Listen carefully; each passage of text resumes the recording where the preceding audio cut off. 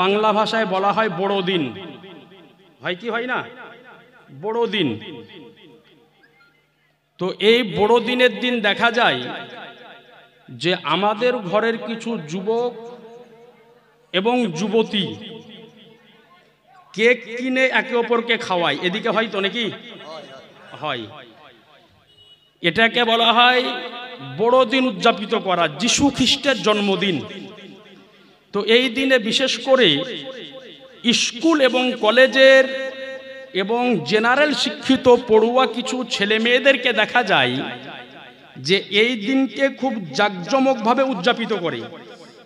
তো এই বড়দিন পালন করা শরিয়াতের বিধানে জায়েজ আছে না নাই, মাসলাটা আপনাকে বলে দিব।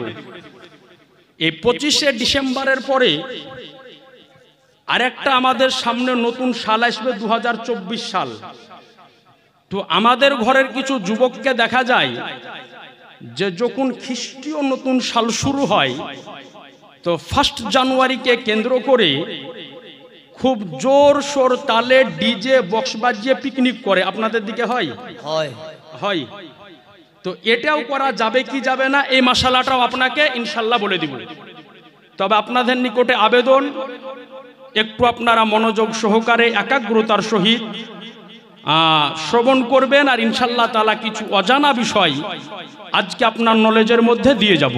একবার তার পূর্বে একেবারে উচ্চ স্বরে কলিজা ফেড়ে একেবারে নাবির আশিক সেজে একবার দরুদ পড়েন তো, আল্লাহুম্মা সাল্লি আলা সাইয়্যিদিনা মাওলানা মুহাম্মাদ ওয়া আলি সাইয়্যিদিনা মাওলানা মুহাম্মাদ সাল্লাল্লাহু আলা মুহাম্মাদ সাল্লাল্লাহু মুহাম্মাদ হরদম জবান সে নিকালো পাক নামে মুহাম্মাদ, হরদম জবান সে নিকালো সাফিয়ানা মুহাম্মাদ সাল্লাল্লাহু তাআলা আলাইহি ওয়াসাল্লাম।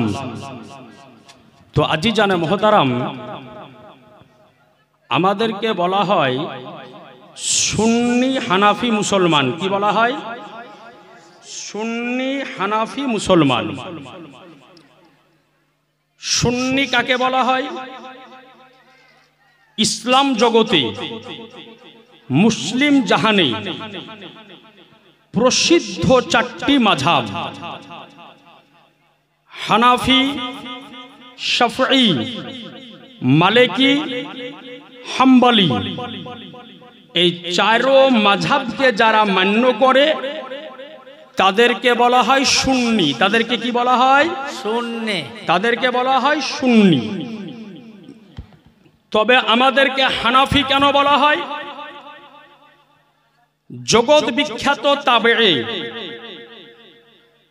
ফিকহ শাস্ত্রের জনক, ইমামুল আইম্মা, কাশফুল গুম্মা, সিরাজুল উম্মা, হযরতে নু'মান ইবনু সাবিত, হযরতে ইমামে আজম আবু হানিফা রাদিয়াল্লাহু তাআলা আনহুর মাসলার অনুসারী অনুগামী বলে আমাদেরকে বলা হয় হানাফি। এ আজিজানে মুহতারাম, এ ইমামে আজম আবু হানিফা কে ছিলেন? যিনি সচক্ষে এক নয়, দুই নয়, একাধিক সাহাবী ও রাসূলকে তিনি দর্শন করেছেন। সুবহানাল্লাহ, একটু জোরে বলতে হবে। এ আজিজানে মুহতারাম, এ ইমামে আজম আবু হানিফা রাদিয়াল্লাহু তাআলা আনহু কত বড় জ্ঞানের অধিকারী ছিলেন। আল্লাহ তিনাকে কত জ্ঞান দান করেছিলেন। তৎকালীন যুগে একজন দাহারিয়া ব্যক্তি, দাহারিয়া কাকে বলা হয়? যে ব্যক্তি আল্লাহর অস্তিত্বের অস্বীকার করে। যেমন আমার আপনার সম্মুখে প্রতিদিন পূর্ব আকাশে সূর্য উদিত হয়, পশ্চিম আকাশে সূর্য অস্তমিত যায়, পূর্ণিমার রাত্রিতে আকাশে চন্দ্র জ্বলজ্বল করে, দিনের বেলায় সূর্য আকাশে আমাদেরকে আলো দেয়, রাত্রে বেলায় আকাশে তারকারাজি মিটমিট করে, দিন এবং রাত্রি সংগঠিত হয়, সাগর সমুদ্রে জোয়ার ভাটা সংগঠিত হয়। এগুলা কে করায় বলেন তো একটু? আল্লাহ। একটু জোরে বলেন না, আল্লাহ। আল্লাহ। কিন্তু দাহারিয়া যারা হয় তারা এই আল্লাহর অস্তিত্বকে অস্বীকার করে।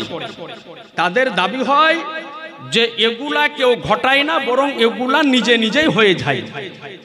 তো তৎকালীন যুগে ইমামে আজম আবু হানিফা রাদিয়াল্লাহু আনহুর সঙ্গে এইরকম একজন দাহারিয়া ব্যক্তির মুনাজারার চ্যালেঞ্জ হলো। দাহারিয়ার দাবি হলো যে এগুলা ঘটে না, এগুলা নিজে নিজেই ঘটে যায়, এগুলা ঘটানোর জন্য কেউ নাই। তো মুনাজারা হবে, বাহাস হবে, ডেট আপনার ফিক্স হয়ে গেল, অমুক তারিখে অমুক দিনে এতটার সময় অমুক স্থানে আপনার মুনাজারা হবে। দিন যায় রাত আসে, রাত যায় দিন আসে, মুনাজারা কার সঙ্গে কার হবে? ইমামে আজম আবু হানিফার সঙ্গে এই দাহারিয়া ব্যক্তি। মুনাজারার দিন যখন চলে আসলো, সময় নির্ধারিত হয়ে গেল যে এতটার সময় মুনাজারা হবে। দাহারিয়া কিন্তু মুনাজারার স্থানে মুনাজারার সময় শুরু হওয়ার পূর্বে হাজির। সময় অতিবাহিত হয়ে যায়, ইমামে আজম আবু হানিফা ওই জায়গাতে উপস্থিত হয় নাই। আর লক্ষ লক্ষ মানুষের সমাগম। যদি আপনারা শোনেন যে কোনো জায়গায় সুন্নিদের সঙ্গে ওহাবিদের মুনাজারা হবে, তো ওই জায়গায় মানুষ কম হবে না বেশি হবে? একটু জোরে বলেন না, মেলা বেশি হবে। তো লক্ষ লক্ষ মানুষের সমাগম, সময় অতিবাহিত হয়ে যায়, কিন্তু ইমামে আজম আবু হানিফা রাদিয়াল্লাহু তাআলা আনহু উপস্থিত হয় না। এইদিকে দাহারিয়া সোহাত কুদ্দাই যে দেখো তোমাদের ইমাম মুনাজারায় হারবে, এই কারণে মুনাজারায় ভয় আসতে পারতেছে না।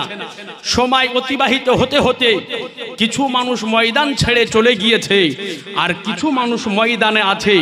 ইহীন অবস্থায় ইমামে আজম আবু হানিফা রাদিয়াল্লাহু আনহু মুনাজারার স্থানে এসে হাজির হলেন। হট করে এই দাহারিয়া ব্যক্তি লাফ দিয়ে ওঠার পরে বলে যে আপনি সর্বপ্রথম উত্তর দেন যে আপনি হলেন একজন এত বড় ইমাম, আপনাকে মুসলমানরা ইমাম বলে মানে, আর আপনি সময় অতিবাহিত করে এই বেলাতে উঠে এসেছেন, ব্যাপারটা কি? তো আমার ইমামুল আইম্মা, কাশফুল গুম্মা, সিরাজুল উম্মা ইমামে আজম আবু হানিফা রাদিয়াল্লাহু আনহু বলেন যে দেখো দাহারিয়া, আমি রাস্তা দিয়ে আসতেছিলাম, কিন্তু একটা আশ্চর্য ঘটনা দেখার পরে আমি একটু থমকে দাঁড়িয়ে গিয়েছিলাম, এর জন্য দেরি হয়ে গেল। বলে কি দেখলেন? বলে আমি একটা নদীর কিনারা দিয়ে আসতেছিলাম, তো তাকিয়ে দেখলাম যে নদীর কিনারার উপর একটা গাছ ছিল, গাছ। বলে আমি দেখতে থাকলাম, গাছটা কিছুক্ষণের মধ্যে নিজে নিজে কেটে গেল, কেটে যাওয়ার পরে নিজে নিজে টনটন হয়ে গেল, এরপরে নিজে নিজে তক্তা হয়ে গেল, এরপরে নিজে নিজে জোড় লেগে একটা নৌকায় পরিণত হলো, এরপরে দেখলাম যে নিজে নিজে নৌকা হয়ে নিজে নিজে মানুষ পার করছে আর নিজে নিজে টাকা লিখছে। সুবহানাল্লাহ। এটা দেখার পরে আমি দেরি হয়ে গেল আসতে। তো দাহারিয়া বলে যে আপনাকে লোকে পাগল বলবে। বলে কেন? বলে শোনো, একটা গাছ কোনোদিন নিজে নিজে কাটতে পারে না, তাকে কাটার জন্য কাটনেওয়ালার দরকার হয়। একটা গাছ নিজে নিজে ফাড়তে পারে না, ফাড়ার জন্য ফাড়নেওয়ালার দরকার হয়। একটা তক্তা নিজে নিজে জড়তে পারে না, জড়ার জন্য জড়নেওয়ালা লাগে। একটা নৌকা নিজে নিজে চলতে পারে না, চালানোর জন্য একজন ব্যক্তি লাগে। তো সঙ্গে সঙ্গে আমার ইমামুল আইম্মা, কাশফুল গুম্মা, সিরাজুল উম্মা ইমামে আজম আবু হানিফা রাদিয়াল্লাহু তাআলা আনহু বলেন যে শোনো দাহারিয়া, তোমার মুনাজারার ফায়সালা এই মাত্র হয়ে গিয়েছে। একটা গাছ যদি নিজে নিজে কাটতে না পারে, একটা গাছ যদি নিজে নিজে ফাড়তে না পারে, একটা তক্তা যদি নিজে নিজে জড়তে না পারে, একটা নৌকা যদি নিজে নিজে চলতে না পারে, তাকে কাটার জন্য কাটনেওয়ালা যদি লাগে, তাকে ফাড়ার জন্য ফাড়নেওয়ালা যদি লাগে, তাকে জড়ার জন্য জড়নেওয়ালা যদি লাগে, তাকে চালানোর জন্য জালানে ওয়ালা যদি লাগে তো তোমার সামনে তাকিয়ে দেখো, প্রতিদিন আজকে পূর্ব আকাশে সূর্য উদিত হয়, পশ্চিম আকাশে সূর্য অস্তমিত যায়, আকাশের উপরে রাত্রি বেলাতে চন্দ্র উদিত হয়, সকাল বেলাতে চন্দ্র অস্তমিত যায়, রাত্রি বেলাতে তারকারাজি আকাশের উপরে মিটমিট করে দিন ও রাত্রি সংগঠিত হয়। তো জেনে রাখো এগুলাও নিজে নিজে হয় না, বরং এগুলাকেও ঘটানোর জন্য কেউ না কেউ রয়েছে, আর যিনি এগুলা ঘটায় তারই নাম হচ্ছে খোদা। সুবহানাল্লাহ। তার নাম হলো খোদা, তার নাম হলো আল্লাহ। এ আজিজান মোহতারাম, সঙ্গে সঙ্গে দাহারিয়া আজকে নিজের ভুলকে বুঝতে পেরে, নিজের আজকে গলত রাস্তাকে বুঝতে পেরে ওই জায়গাতে তওবা করে ইমামে আজমের হাতে হাত দিয়ে তওবা করে তিনি মুসলমান হয়েছিলেন। সুবহানাল্লাহ। এ আজিজান মোহতারাম, কেমন চোখ আল্লাহ তিনাকে দিয়েছিলেন, কেমন নজর আল্লাহ দিয়েছিলেন। আমার বিশ্ব রসুল সাল্লাল্লাহু তাআলা আলাইহি ওয়াসাল্লাম বলেন, আমার রসুলে কায়নাত সাল্লাল্লাহু আলাইহি সাল্লাম বলেন যে যখন কোনো ব্যক্তি ওযু যখন বানাই, আমরা ওযু করি না ভাই, নামাজ পড়ার জন্য ওযু বানাই, তো নবী আমার বলেন যে যখন কোনো ব্যক্তি ওযু বানায় তো আল্লাহ রাব্বুল আলামিন, তো আল্লাহ রাব্বুল আলামিন নবী আমার বলেন যে যখন কোনো ব্যক্তি ওযু বানায়, তো নবী আমার বলেন যে যখন কোনো ব্যক্তি ওযু করে, যখন হাত ধৌত করে, মুখ ধৌত করে, চেহারা ধৌত করে, আচ্ছা আচ্ছা ঠিক ঠিক ইনশাআল্লাহ ওদিকে যাচ্ছি। তো আজি যারা মহতারাম, তো আজ আপনাকে বলি, তো আল্লাহ রাব্বুল আলামিন তিনাকে কেমন নজর দিয়েছিলেন। নবী আমার বলেন যে যখন কোনো ব্যক্তি আপনার ওযু যখন বানায়, তো যখন অঙ্গকে ধৌত করে, তো সঙ্গে সঙ্গে ওই অঙ্গে যতগুলা গুনাহ থাকে, গুনাহগুলা ওযুর পানির সঙ্গে ধুয়ে ধুয়ে চলে যায়। সুবহানাল্লাহ। একটু আওয়াজ দিয়ে বলা যাবে না? সুবহানাল্লাহ। অর্থাৎ মানুষ যখন ওযু বানায়, তো ওযু বানানোর সঙ্গে সঙ্গে তার শরীরে যতগুলি গুনাহ থাকে, যে অঙ্গকে যখন ধৌত করে, তো সঙ্গে সঙ্গে ওই অঙ্গের গুনাহগুলি গিয়ে আজকে আল্লাহ পাক ধুয়ে মুছে নামিয়ে দেয়। বলেন সুবহানাল্লাহ। এবং নবী আমার বলেন যে যে ব্যক্তি পৃথিবীর বুকে যত বার করে উযু করবে, যত বেশি ওযু বানাবে, কিয়ামতের ময়দানে আল্লাহ রাব্বুল আলামিন তার অঙ্গ প্রত্যঙ্গকে সেই রকম ভাবে চমকে দিবে। সুবহানাল্লাহ। অর্থাৎ যে বেশি ওযু বানাবে তার অঙ্গ বেশি চমকাবে, যে কম বানাবে তার কম চমকাবে, আর যে কোনোদিন বানাবেই না তার চমকাবে না। তো এখন আমাদের মধ্যে অনেকে পাঁচ ওয়াক্তের নামাজি আছেন, যিনারা দিনে 5 বার ওযু করে, ঠিক নেই? যারা 5 বার ওযু করে, এবার আমাদের মধ্যে আবার অনেক ব্যক্তি আছে যারা 5 ওয়াক্তের নামাজ পড়ে না, শুধু জুমার নামাজ পড়ে। আছে না এরকম ব্যক্তি? শুধু জুমার নামাজ পড়ে, তো ওই ব্যক্তি শুধু জুমার দিনে উযু বানায়, তো তাহলে ওর একবার হয় সপ্তাহে, মাসে 4 বার হয়। আবার এরকম ব্যক্তিও আছে যে আপনার 5 ওয়াক্ত পড়ে না, জুমাও পড়ে না, খালি ঈদের নামাজ পড়ে, এরকম ব্যক্তিও আছে, তাহলে ও বছরে 2 বার করে উযু করে। আবার এরকম ব্যক্তি আছে যে ও ঈদের নামাজও পড়ে না, খালি কেউ মরে গেলে জানাজা পড়ে।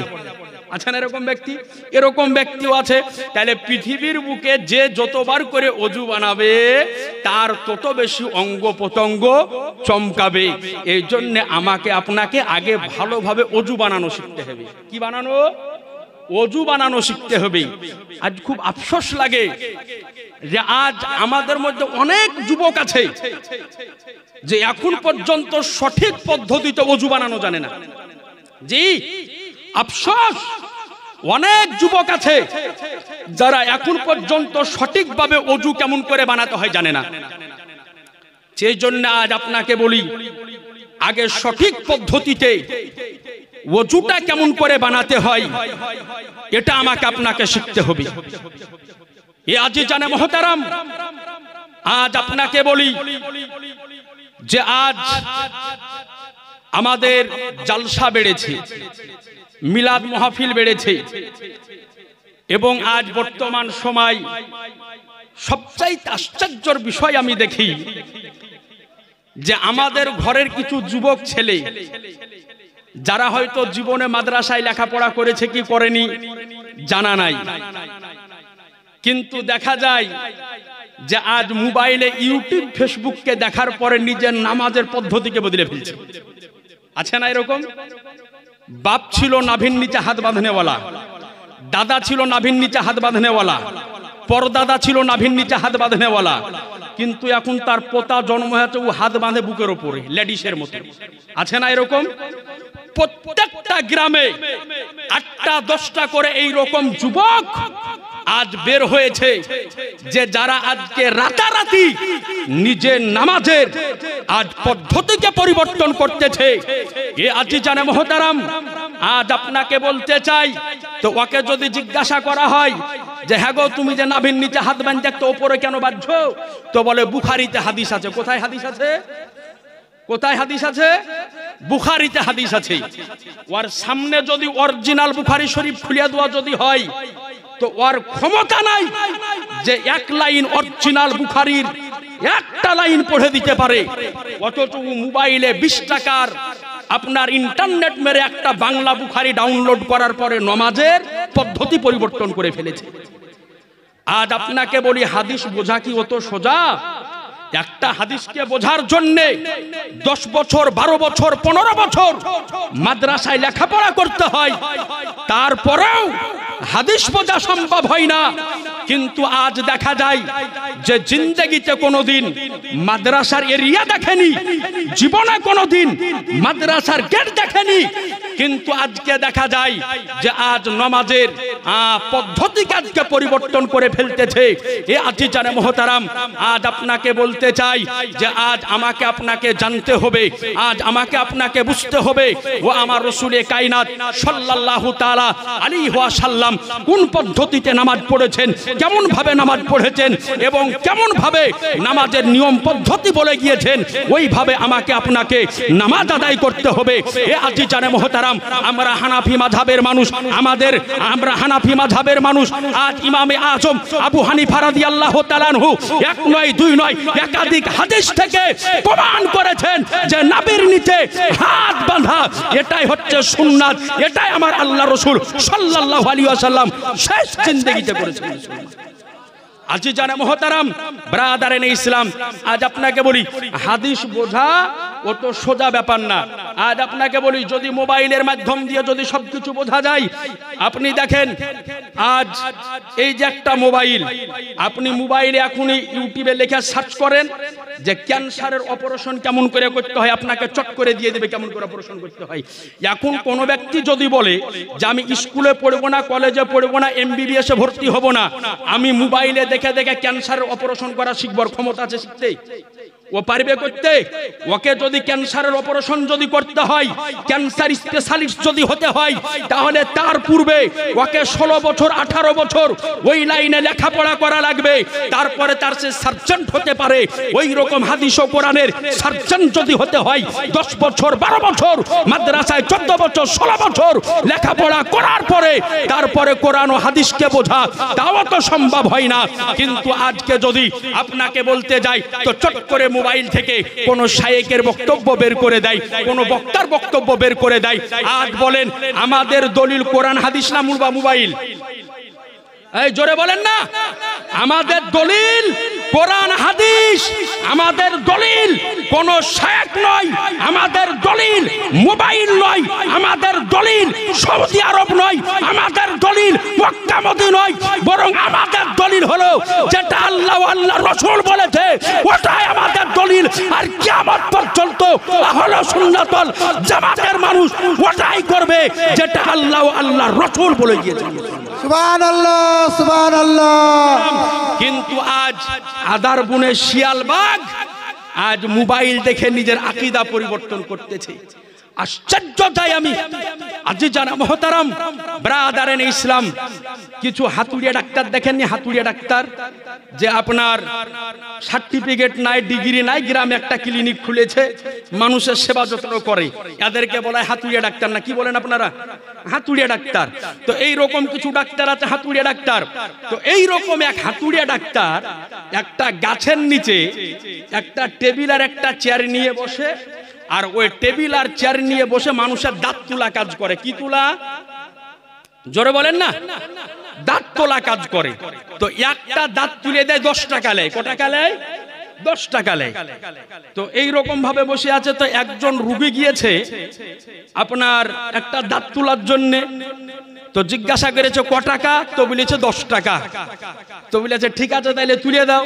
এবার আপনারা যারা দাঁত তুলেছেন কোনোদিন ডাক্তারের কাছে জানেন যে দাঁত তোলার আগে দাঁতের গুড়াতে আবোধা করে ইনজেকশন মারে, তারপরে দাঁতটাকে নরম করে টানিয়ে উঠাই, ঠিক নি? এইভাবেই তো উঠাই।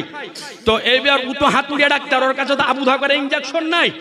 তো ও আপনার করেছে কি, যেমন হা করেছে একেবারে প্লাস দিয়ে টানিয়া ধরে দাঁতকে তুলেছে।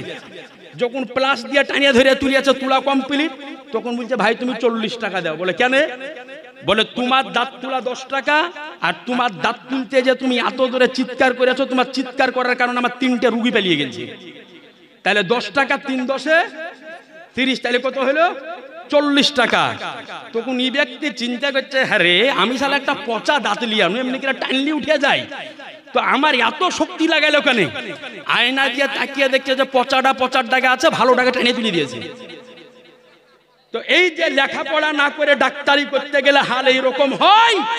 আর হাদিস ও কোরআন সম্পর্কে না জানে যদি হাদিস ও কোরআন নিয়ে রিসার্চ করতে যায়, তারও অবস্থা এই রকম হবে।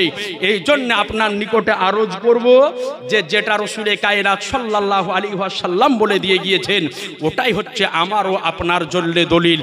নাভির নিচে হাত বাঁধার 1 নয় 2 নয়, একাধিক দলিল রয়েছে। আজি জানে মোহতারাম, একাধিক দলিল রয়েছে। আবু দাউদ শরীফের মধ্যে হাদিস রয়েছে, হযরত আলী রাদিয়াল্লাহু আনহু থেকে বর্ণিত। হযরত আলী রাদিয়াল্লাহু আনহু বলেন যে যে নাভির নিচে হাত বাঁধা এটাই হচ্ছে আমার রাসূলে কায়নাত সাল্লাল্লাহু আলাইহি ওয়াসাল্লামের সুন্নাত। একটু জোরে বলেন না সুবহানাল্লাহ। মুহতারাম, তো আমাকে আপনাকে আজকে এই সঠিক ব্যাখ্যা এবং সঠিক যে কথা, এটা আমাকে আপনাকে জানতে হবে। ইনশাআল্লাহ তাআলা এই বিষয়ে আপনার সম্মুখে আলোচনা রাখবো। তবে যে কথাটা বলছিলাম ওটি আপনাকে আগে বলে দিই, উজুর বিষয়টা। যে অজু যখন আমরা করি, তো অজু করার সময়তে আমাদের শরীরের সমস্ত ময়লা, হাতের ময়লা, যে সমস্ত অঙ্গ ধৌত করা লাগে এগুলা ধুয়ে ধুয়ে চলে যায়। আচ্ছা বলেন তো, আপনারা মসজিদে অজু করেন, অনেকে বাড়িতে অজু করেন। আচ্ছা বলেন যে আমাদের শরীরেও তো গুনাহ আছে, আছে নি? আমাদের শরীরেও গুনাহ আছে, আমরাও গুনার কাজ করি। তো যখন আমরা অজু বানাই, তো আমাদের অজুর সঙ্গে সঙ্গে গুনাহগুলি ধুয়ে যায়, যায় না? যায় না? ধুয়ে চলে যায়। তো কোনোদিন কি আমরা নিজের চোখে গুনাহ দেখতে পেয়েছি? একটু জোরে বলেন না। জি না, আমরা কোনোদিন নিজের চোখে দর্শন করি নাই। কিন্তু ইমামে আজম আবু হানিফা কার নাম, জিনার সামনে কেউ অজু যদি বানাতো, তো তার কোন গুনাহ হয়েছে এবং গুনাহগুলি ধুয়ে ধুয়ে যেত, এটা সচক্ষে দর্শন করতেন। একটু জোরে বলেন সুবহানাল্লাহ। এ আজি জানে মুহতারাম ব্রাদারেনে ইসলাম, তাহলে ইমামে আজম আবু হানিফা রাদিয়াল্লাহু তাআলা আনহুর এই চোখ আল্লাহ পাক তিনাকে দান করেছিলেন। তিনারি মাযহাবের অনুসারী অনুগামী হলাম আমরা, এই জন্য আমাদেরকে বলা হয় হানাফি। কি বলা হয়? হানাফি। এখন প্রশ্ন হলো যে আমার সামনে কোরআন, আমার সামনে হাদিস, তাইলে কারো মাযহাব কেন মানব? কিছু মানুষ আজ আমাদেরকে বলে যে সামনে কোরআন হাদিস আছে, তো মাযহাব মানার কি দরকার? কেন আমরা মাযহাব মানতে যাব? কোরআন হাদিস তো আমার সম্মুখেই আছে, তো কোরআন হাদিস থেকে তো আমি মশলা নিতে পারি। একটা আগে প্রথমে ছোট্ট একটা উদাহরণ আপনাকে দিই, ভালো করে বুঝবেন। আচ্ছা বলেন তো ভাই, আপনাদের এখানে হসপিটাল কোথায় আছে?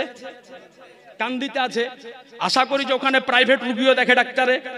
আশপাশে মেডিকেল স্টোর আছে যেখানে ওষুধ পাওয়া যায়। ধরুন আপনার হার্টের অসুখ হয়েছে, তো আপনি কোনো ডাক্তারের কাছে গেলেন না, ডাইরেক্ট মেডিকেল স্টোরে গিয়ে বললেন যে ভাই আমার হার্টের অসুখ আছে, আপনি ওষুধ দেন। দিবে আপনাকে? কিন্তু ওষুধ স্টোরে আছে, আছে না? কিন্তু আপনাকে ওষুধ দিবে কি? দিবে না। কি বলবে যে আগে তুমি হার্ট স্পেশালিস্ট ডাক্তারের কাছে যাও, যাওয়ার পরে ওই ডাক্তারের কাছে চেক আপ করিয়ে প্রেসক্রিপশন লিখে নিয়ে এসো, ওই প্রেসক্রিপশন লিখে আমি তোমাকে ওষুধ দিব। এই কথাই বলবে তো, কিন্তু ওষুধ ওর কাছেই থাকে, কিন্তু আপনাকে দিবে না। তো আপনি জেনে রাখুন, যেমন মেডিকেল স্টোরে ডাইরেক্ট ওষুধ পাওয়া যায় না, ওষুধ নেওয়ার জন্য আগে যেই রোগ হয়েছে সেই স্পেশালিস্টের নিকটে যেতে হয়, তার প্রেসক্রিপশন নিয়ে যাওয়ার পরে মেডিকেল স্টোরওয়ালা আপনাকে ওষুধ দেয়। তো জেনে রাখবেন, কোরআন এবং হাদিস হলো তার চাইতে বড় স্টোর। ওই কোরআন ও হাদিস থেকে মশলা নিতে গেলে আপনার নিকটে ইমামে আজমের প্রেসক্রিপশন থাকতে হবে, আপনার নিকটে ইমাম শাফির প্রেসক্রিপশন থাকতে হবে, আপনার নিকটে ইমাম মালিকের প্রেসক্রিপশন থাকতে হবে, আপনার নিকটে ইমাম আহমদ বিন হাম্বলের প্রেসক্রিপশন থাকতে হবে। তারপরে আপনি কোরআন ও হাদিস থেকে মশলা পাবেন। সুবহানাল্লাহ, সুবহানাল্লাহ। কিন্তু বলে যে কোরআন ও হাদিস আমাদের নিকটে আছে, কেন আমরা মাযহাব মানতে যাব, কেন কারো মত মানতে যাব? আর একটা আপনার বেনটাকে একটু ক্লিয়ার করে দিই। আচ্ছা বলেন, সমুদ্রের নিচে মণিমুক্তা পাওয়া যায় না ভাই, জহরাত পাওয়া যায় না? সমুদ্রের নিচে হীরা মণিমুক্তা জহরাত সব পাওয়া যায়।